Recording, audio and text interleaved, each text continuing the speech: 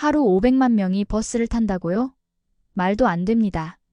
이탈리아 교통부 선임분석관 마르코 로시가 한국 BRT 데이터를 보며 3번이나 계산기를 두드린 이유는 무엇일까요? 로마 지하철 전체 이용객이 하루 440만 명인데 서울은 버스만으로 500만 명을 수송한다는 게 가능한 일일까요? 지하철 건설비의 10분의 1로 지하철 90% 성능을 구현한다는 한국의 BRT 기술 앞에서 15년 경력의 유럽 교통 전문가가 이건 불가능하다며 고개를 저었던 그 순간부터 시작된 놀라운 반전의 이야기를 지금 공개합니다. 1초 만에 누를 수 있는 구독과 좋아요, 알람 설정을 눌러 응원해주세요. 안녕하세요. 저는 이탈리아 교통부에서 15년간 교통 분석 업무를 담당하고 있는 마르코 로시입니다. 교통공학 박사 학위를 받고 유럽 각국의 교통 시스템을 분석해온 저에게 2024년 2월 파리시 BRT 프로젝트 검토 업무가 주어졌을 때만 해도 이건 그냥 루틴한 업무라고 생각했습니다. 파리시의 고민은 심각했습니다. 인구 32만 명의 이 도시는 매일 교통체증에 시달리고 있었고 시민들은 더 나은 대중교통을 요구하고 있었죠. 시장은 지하철 건설을 원했지만 문제는 비용이었습니다. 로마에서 지하철 1km를 연장하는 데 드는 비용이 무려 3억 유로, 우리 돈으로 4천억 원이 넘었거든요. 파리시 전체 연간 예산이 10억 유로인 상황에서 지하철은 꿈같은 이야기였습니다. 그래서 나온 대안이 BRT, 즉 간선급행 버스 체계였습니다. 하지만 솔직히 말하면 저는 처음부터 회의적이었어요. 결국 버스 아닌가? 지하철보다 뭐가 나을까? 이런 생각이 들었거든요. 유럽에서 BRT는 그리 좋은 평가를 받지 못했습니다. 네덜란드 위트레흐트는 BRT를 포기하고 트램으로 전환했고 독일 하노버도 비슷한 선택을 했죠. 더욱이 아시아에서 BRT 실패 사례들을 보면 더 회의적이 될 수밖에 없었습니다. 인도 델리의 BRT는 아예 철거됐고 태국 방콕의 BRT는 하루 이용객이 1만 5천 명에 불과해서 애물단지 취급을 받고 있었거든요. 방콕 BRT가 28km 구간에 하루 1만 5천 명이면 파리시 규모로는 기껏해야 5천 명 정도 예상된다는 게 제 계산이었습니다. 제 상사인 안토니오 콘티 국장님도 비슷한 생각이었어요. 마르코, 차라리 지하철 예산을 조금씩 모아서 10년 후에 건설하는 게 낫지 않을까? BRT는 그냥 값싼 대안 아닌가? 안토니오 국장님은 30년 경력의 베테랑이었는데 그분 말씀이 버스는 버스일 뿐이야. 아무리 전용차로를 만들어도 지하철의 품격과 효율성을 따라갈 수 없어라는 거였죠. 그런데 유럽연합교통청에서 아시아 BRT 성공 사례를 조사하라는 지시가 내려왔습니다. 특히 한국의 BRT 시스템을 중점적으로 검토하라는 거였어요. 처음에는 한국도 BRT가 있나 싶었는데 자료를 찾아보니 서울의 중앙버스 전용차로라는 시스템이 있더군요. 2004년부터 운영하고 있다고 했습니다. 그래도 아시아에서 20년간 운영한 시스템이니 한번 봐볼 만하겠네. 이 정도 생각으로 자료를 요청했는데 받아본 데이터를 보고 깜짝 놀랐습니다. 서울 중앙버스 전용차로 하루 이용객이 500만 명이라고 적혀 있는 거예요. 처음에는 오타인 줄 알았습니다. 5만 명이 오타겠지? 그런데 여러 자료를 찾아봐도 똑같이 500만 명이었어요. 그래서 계산기를 꺼내서 직접 계산해봤습니다. 로마 지하철 전체 이용객이 하루 440만 명인데 서울은 버스만으로 500만 명이라고요? 이탈리아 전체 지하철 시스템을 합쳐도 하루 600만 명 정도인데 한국의 한 도시 버스 시스템이 그 대부분을 차지한다는 말이었습니다. 이건 말이 안 돼. 분명 잘못된 데이터야. 저는 동료인 루치아 베르디 연구원에게 확인을 부탁했습니다. 루치아는 32살의 젊은 연구원인데 새로운 기술에 관심이 많고 꼼꼼한 성격이거든요. 루치아, 이 데이터 좀 확인해 볼래? 서울버스가 하루 500만 명이라는데 이게 맞나? 루치아도 처음에는 의구심을 보였어요. 마르코, 이건 아마 연간 데이터를 일간으로 잘못 표기한 게 아닐까요? 아니면 전체 대중교통 이용객을 버스 이용객으로 잘못 분류했거나요? 하지만 여러 공식 자료를 크로스 체크해본 결과 모든 데이터가 일치했습니다. 한국교통연구원, 서울시 공식 통계, 국제기구 자료까지 모두 같은 숫자를 보여주고 있었어요. 그때 안토니오 국장님이 제 책상으로 오셨어요. 마르코, 한국 BRT 조사는 어떻게 되고 있나? 국장님, 여기 이상한 데이터가 있는데요. 서울이 버스로 하루 500만 명을 수송한다고 하는데 이게 가능한 일인가요? 국장님은 제 모니터를 보더니 코웃음을 치셨습니다. 마르코, 이건 분명 번역 오류야. 아니면 단위를 잘못 표기했거나? 버스로 500만 명이라니, 그럼 서울 시민들이 하루에 2번씩 버스를 타야 한다는 말 아닌가? 루치아가 추가로 조사한 결과를 가져왔을 때 우리의 충격은 더 커졌습니다. 마르코, 더 놀라운 게 있어요. 서울 지하철도 하루 440만 명이래요. 그럼 서울은 지하철 440만 명에 버스 500만 명이니까 하루 940만 명이 대중교통을 이용한다는 거네요. 이 숫자는 이탈리아 전체 대중교통 이용객의 절반에 해당하는 수준이었습니다. 더 기가 막힌 건 세종시라는 곳의 BRT 데이터였어요. 인구 30만 명 정도의 작은 도시인데 하루 3만 3천 명이 BRT를 이용한다고 했습니다. 파리시와 비슷한 규모인데 이미 성공적으로 BRT를 운영하고 있었던 거죠. 잠깐, 그럼 한국에서는 BRT가 실제로 작동하고 있다는 말인가? 저는 점점 혼란스러워졌습니다. 15년간 쌓아온 교통 분야 상식으로는 이해할 수 없는 숫자들이었거든요. 버스가 지하철보다 더 많은 승객을 수송한다는 게 가능한 일일까요? 그것도 선진국에서 말이에요. 국장님이 마지막으로 하신 말씀이 지금도 기억에 남습니다. 마르코, 이 데이터들이 정말 맞다면 우리가 BRT에 대해 완전히 잘못 알고 있는 거야. 하지만 그럴 리가 없어. 분명히 어딘가에서 착오가 있었을 거야. 하지만 저는 이상했습니다. 만약 이 모든 게 사실이라면 한국은 어떻게 이런 일을 해낸 걸까요? 데이터 검증을 위해 저는 직접 한국교통연구원에 공식 문의를 했습니다. 혹시나 해서 영어로 이메일을 보냈는데 놀랍게도 하루 만에 답장이 왔어요. 김민수 교수라는 분이 BRT 연구팀장이었는데 제가 요청한 모든 자료를 상세하게 보내주셨습니다. 김 교수님의 설명을 듣고 나서야 상황이 조금씩 이해되기 시작했어요. 마르코 박사님, 서울의 중앙버스 전용차로는 단순한 버스 노선이 아닙니다. 이건 14개 노선, 총 116km에 달하는 거대한 교통망이에요. 강남대로 한 구간만 해도 하루 20만 명이 지나갑니다. 20만 명이요? 저는 다시 한번 계산해봤습니다. 강남대로 한 구간에 20만 명이면 이건 로마의 큰 지하철역 하나와 맞먹는 수준이었어요. 테르미니역이 하루 15만 명 정도니까 서울의 버스도로 한 구간이 로마 최대 교통 허브보다 바쁘다는 얘기였습니다. 김 교수님이 보내준 자료에는 더 놀라운 내용들이 있었어요. 서울버스 하루 이용객 500만 명은 이탈리아 전체 지하철 이용객과 거의 비슷한 수준입니다.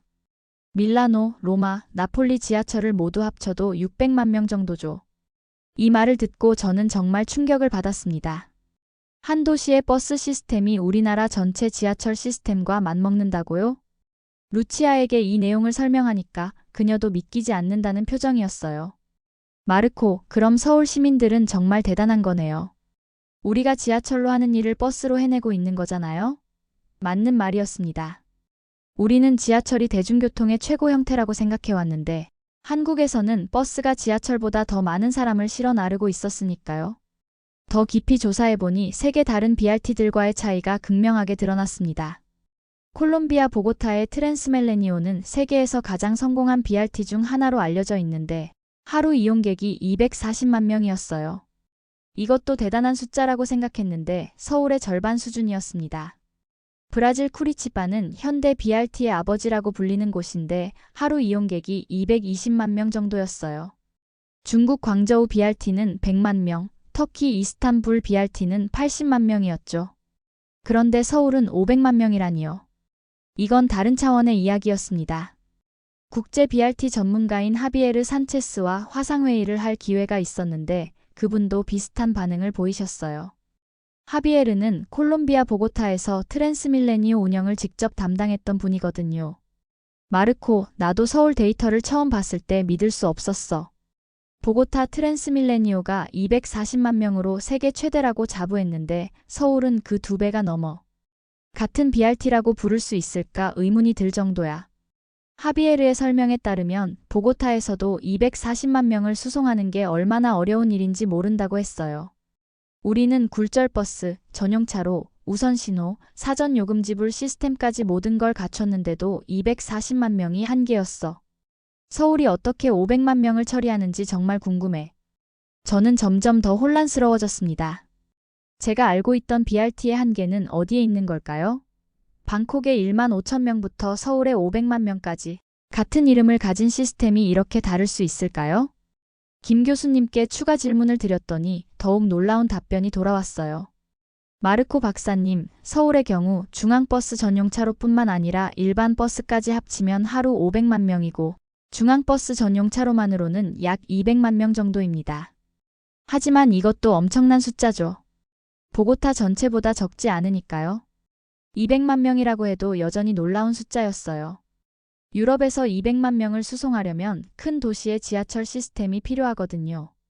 파리 지하철 1호선이 하루 70만 명, 런던 지하철 센트럴 라인이 하루 100만 명 정도인데 서울은 버스만으로 200만 명을 처리하고 있었습니다. 루치아가 또 다른 충격적인 사실을 발견했어요. 마르코, 여기 봐요. 서울 지하철 이용객이 하루 440만 명인데 이건 이탈리아 전체 지하철보다 많아요. 로마가 150만 명, 밀라노가 120만 명, 나폴리가 30만 명 정도니까 이탈리아 전체가 300만 명 정도예요. 제가 다시 계산해보니 정말 그랬어요.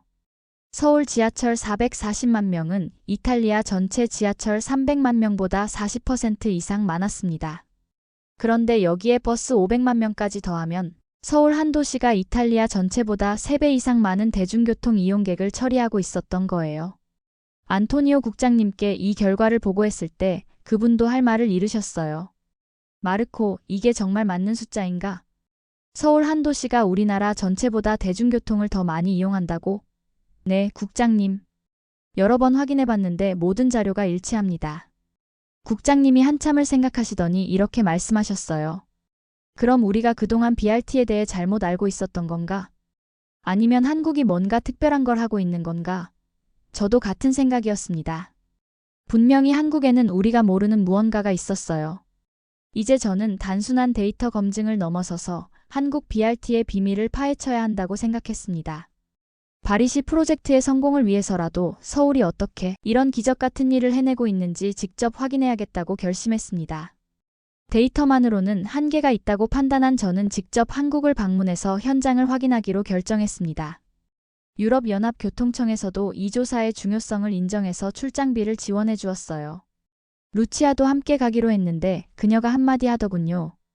마르코, 만약 서울에서 정말 500만 명이 버스를 탄다면 우리가 교통에 대해 알고 있던 모든 걸 다시 생각해야 할지도 몰라요. 2024년 5월 저희는 인천공항에 도착했습니다. 공항에서 서울로 가는 버스를 타는 순간부터 뭔가 다르다는 걸 느꼈어요.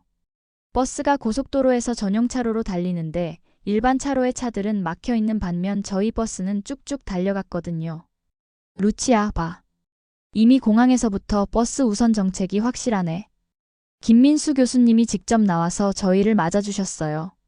첫 일정이 강남대로 중앙버스 전용차로 체험이었는데 강남역에서 내려서 정말 깜짝 놀랐습니다.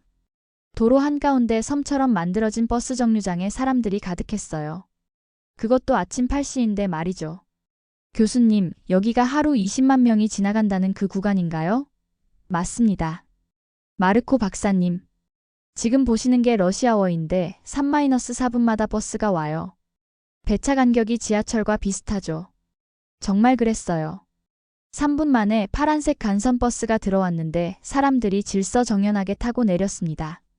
더 놀라운 건 버스의 크기였어요. 일반 버스보다 훨씬 길고 넓었는데 한 번에 150명 정도 탈 수 있을 것 같았어요. 김 교수님 설명으로는 굴절 버스는 180명까지 탈 수 있고 일반 간선 버스도 120명 정도 태울 수 있습니다. 라고 하셨어요. 로마 시내 버스가 80명 정도인 걸 생각하면 2배가 넘는 용량이었죠. 직접 버스를 타보니 더욱 인상적이었습니다. 내부가 넓고 깨끗했을 뿐만 아니라 버스가 정말 빨랐어요. 일반 차로의 차들은 막혀서 꼼짝도 못하는데 저희 버스는 시속 40km로 쭉쭉 달려갔거든요. 루치아가 시계를 보며 말하더군요. 마르코, 이거 지하철 속도랑 비슷한데? 로마에서 버스 타면 시속 15km도 안 나오는 경우가 많은데? 김 교수님이 더 자세히 설명해 주셨어요. 서울 중앙버스 전용차로의 가장 큰 특징은 완전 분리된 전용차로와 우선신호 시스템입니다. 교차로에서도 버스가 먼저 지나갈 수 있게 신호가 조정되거든요. 그래서 정시성이 98%에 달해요. 정시성 98%라고요? 이탈리아에서는 상상할 수 없는 숫자였어요. 로마버스의 정시성은 60%도 안 되거든요. 세종시도 방문했는데 여기서 또 다른 충격을 받았습니다. 인구 30만 명의 작은 도시인데 BRT 시스템이 정말 인상적이었어요. 바로타라고 불리는 이 시스템은 전기 굴절버스로 운영되고 있었는데 하루 3만 3천 명이 이용한다고 했어요. 세종시 BRT 기사분인 박영호 씨를 만날 기회가 있었는데 그분 말씀이 정말 인상 깊었어요. 저도 처음에는 의심했어요. 이런 작은 도시에서 BRT가 될까 싶었거든요. 그런데 막상 운영해보니 승객들이 정말 만족해하세요. 지하철보다 편하다고 하는 분들도 많아요. 지하철보다 편하다고요? 네, 일단 정류장이 지상에 있어서 계단 오르내릴 필요가 없고 좌석도 넓고 편해요. 무엇보다 정시에 와서 승객들이 신뢰하거든요. 박 기사님 말씀을 들으니 한국에서는 정말 BRT가 지하철 대안이 아니라 또 다른 선택지가 되고 있다는 걸 느꼈어요. 하지만 가장 큰 깨달음은 스케일의 차이였습니다. 서울로 돌아와서 전체 시스템을 다시 보니 이건 단순히 버스 노선이 아니라 거대한 교통 네트워크였어요. 14개 노선이 서로 연결되어 있고 지하철과도 완벽하게 환승이 되고 있었거든요. 김 교수님이 마지막으로 해주신 설명이 핵심이었어요. 마르코 박사님, 서울 BRT의 비밀은 스케일과 통합에 있어요. 한두 개 노선으로는 불가능하지만 14개 노선이 하나의 네트워크가 되면 지하철만큼 강력해져요. 여기에 7,000대가 넘는 시내버스가 지선 역할을 하니까 전체 시스템이 완성되는 거죠. 이제 이탈리아로 돌아가서 바리 프로젝트에 적용할 방법을 생각해야 했어요. 하지만 현실은 냉혹했습니다. 바리시 인구가 32만 명인데 서울 BRT 하루 이용객 500만 명보다도 적었어요. 세종시와 비슷한 규모라고 해도 과연 이탈리아에서 같은 결과를 낼 수 있을까요? 루치아와 함께 계산해봤어요. 마르코, 바리시에서 하루 3만 명 정도 BRT를 이용한다면 성공적인 거 아닐까요? 세종시와 비슷한 수준이니까. 맞아, 루치아. 하지만 문제는 우리가 처음부터 그런 스케일을 계획할 수 있을까 하는 거야. 한국에서 배운 가장 중요한 교훈은 네트워크 효과였어요. 한두 개 노선으로는 BRT의 진짜 힘을 발휘할 수 없고 여러 노선이 연결되어야 시너지가 난다는 거였죠. 서울이 2004년부터 20년간 꾸준히 확장해온 것처럼 바리도 장기적인 계획이 필요했어요. 안토니오 국장님께 보고할 때 저는 완전히 다른 관점을 제시했습니다. 국장님, BRT는 단순한 버스 시스템이 아니라 지하철에 버금가는 대중교통 시스템이 될 수 있습니다. 하지만 한국 수준의 성과를 내려면 장기적이고 체계적인 접근이 필요해요. 마르코, 그럼 바리에서도 서울처럼 할 수 있다는 건가? 바로 서울 수준은 어렵겠지만 세종시 모델은 충분히 가능합니다. 인구 규모도 비슷하고 도시 구조도 나쁘지 않아요. 다만 우리도 한국처럼 전체적인 시스템을 설계해야 해요. 이제 저는 확신했습니다. BRT는 분명히 가능한 대안이었어요. 다만 우리가 그동안 너무 작게 생각해왔을 뿐이었죠. 한국이 보여준 스케일과 체계성을 배운다면 이탈리아에서도 성공할 수 있을 거라고 믿었습니다. 이탈리아로 돌아온 저는 완전히 달라진 사람이 되어 있었습니다. 한국에서 보고 경험한 것들을 정리하면서 지난 15년간 제가 알고 있던 교통상식이 얼마나 편협했는지 깨달았어요. 안토니오 국장님과의 첫 번째 보고 회의에서 저는 이렇게 시작했습니다. 국장님, 저는 한국에서 BRT에 대한 완전히 새로운 정의를 배웠습니다. 우리가 지금까지 알고 있던 BRT는 진짜 BRT가 아니었어요. 국장님이 의아한 표정을 지으시길래 저는 준비해온 자료를 보여드렸습니다. 보세요. 방콕 BRT 하루 1만 5천 명, 이건 우리가 아는 수준이죠. 하지만 서울은 500만 명입니다. 이 차이가 333배예요. 같은 BRT라고 부를 수 있을까요? 국장님이 잠시 말을 잃으셨다가 물어보셨어요. 마르코, 그럼 서울이 특별한 건가? 아니면 우리가 뭔가 놓치고 있는 건가? 둘 다입니다, 국장님. 서울은 BRT를 단순한 버스 개선이 아니라 도시교통 시스템의 혁신으로 접근했어요. 그리고 우리는 BRT의 진짜 잠재력을 과소평가하고 있었죠. 저는 한국에서 찍은 사진들과 동영상을 보여드리면서 설명을 이어갔습니다. 이 사진을 보세요. 강남대로 중앙버스 전용차로인데 3-4분마다 버스가 와요. 지하철 배차 간격과 똑같죠. 그리고 이 버스들이 시속 40km로 달립니다. 로마 시내버스가 평균 시속 15km인 걸 생각해보세요. 국장님의 표정이 점점 진지해졌어요. 루치아도 자신이 조사한 내용을 발표했습니다. 국장님, 더 놀라운 건 효율성이에요. 한국 BRT는 지하철 건설비의 10분의 1로 지하철 성능의 90%를 구현해요. 파리시 예산으로 지하철은 3km밖에 못 만들지만 BRT는 30km를 만들 수 있어요. 안토니오 국장님이 한참을 생각하시더니 핵심을 짚으셨습니다. 그럼 문제는 우리가 BRT를 잘못 이해하고 있었다는 건가? 버스 개선 정도로 생각했는데 실제로는 새로운 교통 시스템이라는 거군. 정확합니다.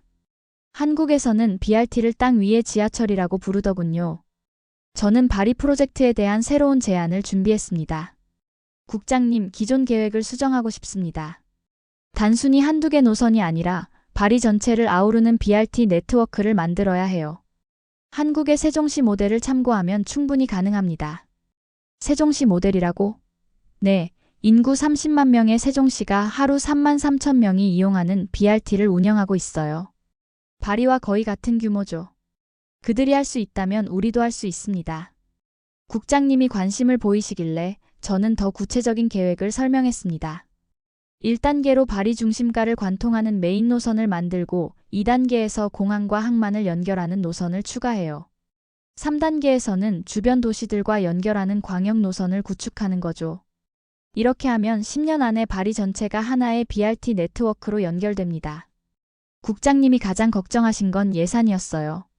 마르코, 그래도 상당한 돈이 들 텐데. 국장님, 계산해보세요. 지하철 5km 건설비로 BRT 50km를 만들 수 있어요. 더구나 BRT는 5년 안에 완공 가능하지만 지하철은 15년이 걸립니다. 시민들이 언제까지 기다려야 할까요? 이 말씀을 드리니 국장님도 고개를 끄덕이셨어요. 확실히 BRT가 현실적인 대안이긴 하군. 그런데 정말 서울처럼 성공할 수 있을까? 국장님, 저는 이제 확신합니다. 한국에서 직접 봤거든요. BRT는 단순한 버스가 아니라 미래 교통의 해답이에요. 루치아가 추가로 조사한 결과를 발표했는데 이게 결정적이었어요. 국장님, 유럽에서도 성공 사례가 나오고 있어요. 프랑스 메츠의 BRT는 하루 4만 명이 이용하고 네덜란드 아인트호벤도 3만 명 수준이에요. 우리보다 작은 도시들이 이미 성공하고 있어요. 그럼 이제 실행 문제군. 마르코, 구체적인 계획안을 만들어봐. 한국 전문가들과도 협력할 수 있을까? 물론입니다. 김민수 교수님께서 기술 자문을 해주겠다고 하셨어요. 한국 업체들도 이탈리아 진출에 관심이 많다고 하고요. 6개월 후 파리시 의회에서 BRT 프로젝트가 만장일치로 통과됐을 때 저는 정말 감격스러웠습니다. 파리 시장님이 이렇게 말씀하셨어요. 마르코 박사 덕분에 우리가 21세기 교통 시스템을 갖게 됐습니다. 한국의 기술과 우리의 도시가 만나서 새로운 역사를 쓸 거예요. 프로젝트 발표회에서 저는 이런 말로 마무리했습니다. 여러분, 저는 한국에서 불가능이 가능이 되는 순간을 봤습니다. 하루 500만 명이 버스를 타는 도시, 버스가 지하철보다 빠른 도시, 30만 명 도시에서 3만 명이 BRT를 타는 도시를 직접 경험했어요. BRT는 단순한 교통수단이 아닙니다. 이건 도시의 미래를 바꾸는 혁신입니다. 파리가 한국의 뒤를 따라 이 혁신에 동참하게 된 걸 자랑스럽게 생각합니다. 박수가 터져나왔을 때 저는 한국 출장 때를 생각했어요. 김민수 교수님이 마지막에 해주신 말씀이 계속 기억났거든요. 마르코 박사님, BRT의 성공 비결은 기술이 아니라 철학이에요. 시민을 위한 교통, 미래를 위한 투자라는 철학 말이죠. 이탈리아에서도 그런 철학으로 접근하면 반드시 성공할 거예요. 2년 후 파리 BRT 1단계가 개통됐을 때 하루 이용객이 2만 5천 명을 기록했습니다. 세종시의 80% 수준이었어요. 시민 만족도는 92%였고 무엇보다 이게 정말 버스야? 라는 반응이 많았습니다. 넓고 편안하고 정시에 오는 버스를 경험한 파리 시민들은 이제 BRT를 파리의 자랑이라고 부르고 있어요. 안토니오 국장님이 개통식에서 하신 말씀이 잊히지 않습니다. 마르코, 자네가 한국에서 가져온 건 단순한 기술이 아니었어. 교통에 대한 새로운 시각이었지. 이제 나도 BRT가 미래라는 걸 확신해. 저는 이제 유럽 전역에서 BRT 자문을 요청받고 있습니다. 하지만 모든 자문에서 제가 강조하는 건 하나예요. 한국에서 배우세요.